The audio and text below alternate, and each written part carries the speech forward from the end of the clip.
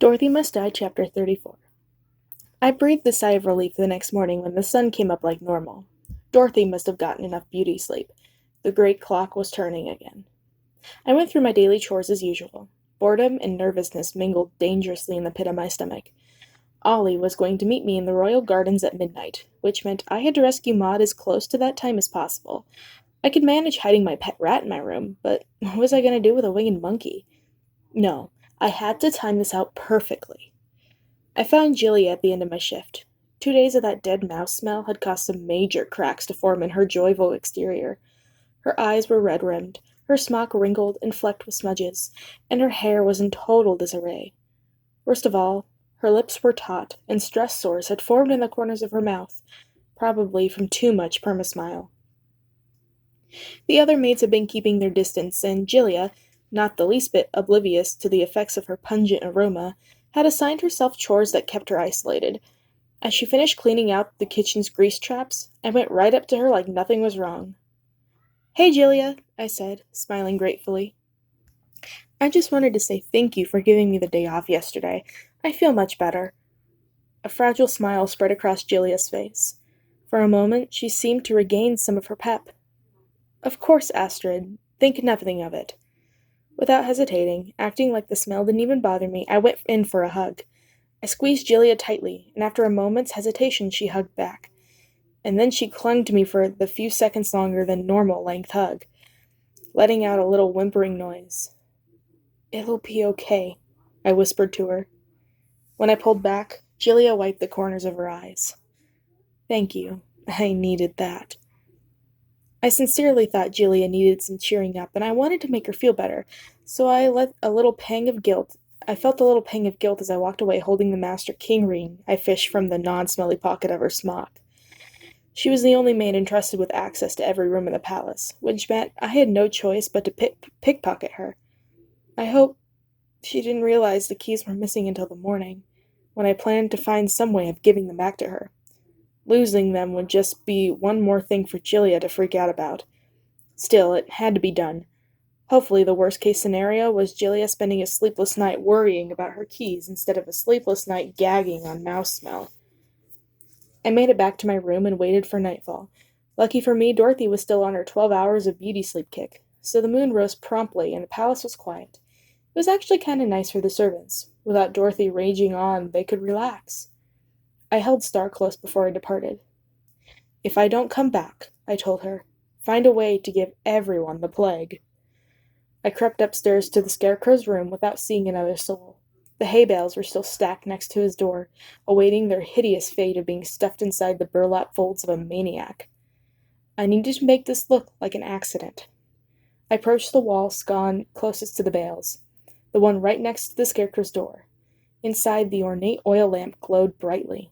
I produced my knife and slid it across the base of the lamp, just hard enough to create a small crack. Oil began to leak out, dribbling slowly down the wall onto the floor, and then seeping into the nearest bale. Now, I just needed to create a spark. Before I realized what was happening, my dagger began glowing white-hot. Was I doing that? Or was the dagger helping me along? Regardless, the blade sizzled up against the oil spillage, igniting it. Blue flames spread from the wall to the bales, which immediately started to crack and smolder. Soon, they'd all go up. Using Jilia's keys, I slipped into the scarecrow's room, shutting out the growing cloud of smoke behind me. I kicked some of the trash from its floor.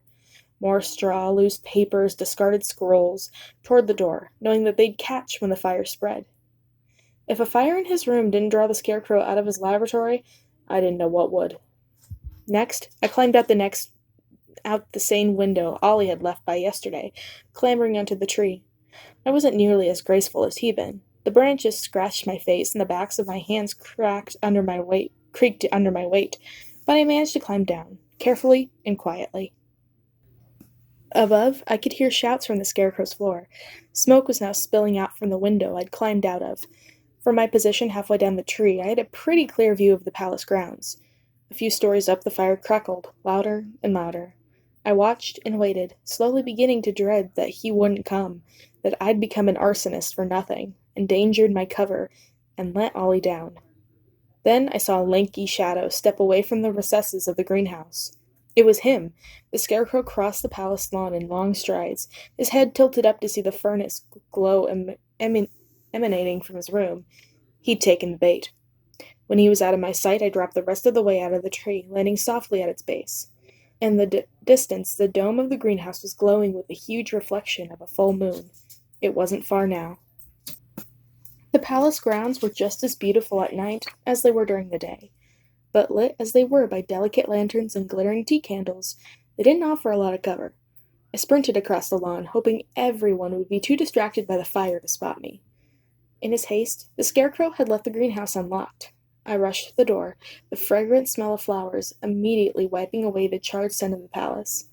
I paused for a moment, catching my breath and listening. All I could hear was muffled shouting from the palace. No guards chasing after me, no tin soldiers clanking in this direction. Just a caw or two escaped from the dark recesses of the greenhouse. I'd made it. So far, so good. The greenhouse was filled with rows and rows of flowers like nothing I'd ever seen before.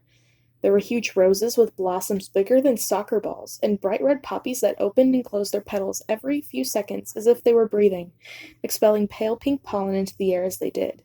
There were tulips with colors changed every few seconds, cycling through all the colors of the rainbow, and towering sunflowers that sparkled in the near darkness, their petals seeming to give off their own sunlight. The rows of plants went on and on and on. This, I realized, was what Oz should be like everywhere. Dorothy wasn't just satisfied with stealing the magic from Oz. She was also stealing what the magic created. Someday, I hope I'd have a chance to see some of these plants growing in the wild, out of Dorothy's reach. But not tonight.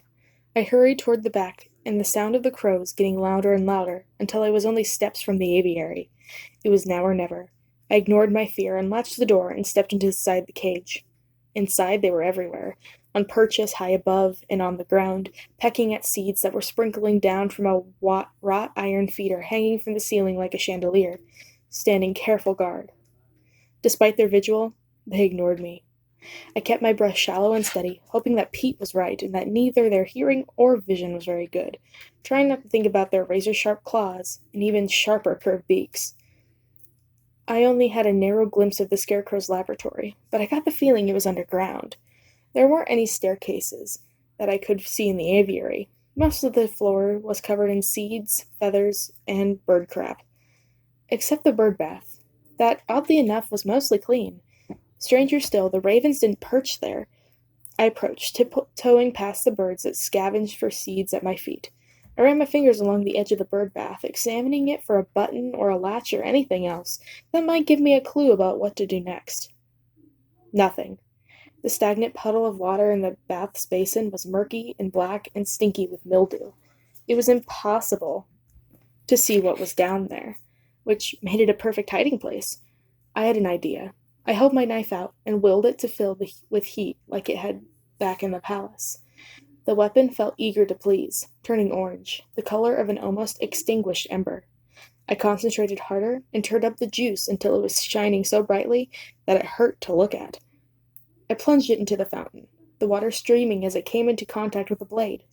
I could see through the cloudy pool to the bottom where my knife illuminated something dark and round. A button. I jammed the butt of my knife against the button, and it gave easily. The bird bath disappeared right out from under me, and I almost tripped over and fell flat on my face. I managed to keep my balance, though, and looked down to see where the bird bath had just stood a few seconds earlier. A small round door like a manhole had appeared in the ground. I leaned down and tentatively lifted it. Inside, a stairway spiraled into darkness. From somewhere high above my head, I heard a loud caw. Then, an exciting rustling. I'd gotten their attention. Another crow cried out, and then another, and another, until they all seemed to be screaming at me. A rumbling sound began to build as my peripheral vision clouded with a fluttering blackness. The rumble got louder and louder, and then I realized what it was. It was the sound of 100 birds flapping their wings all at once. They were all flying right for me.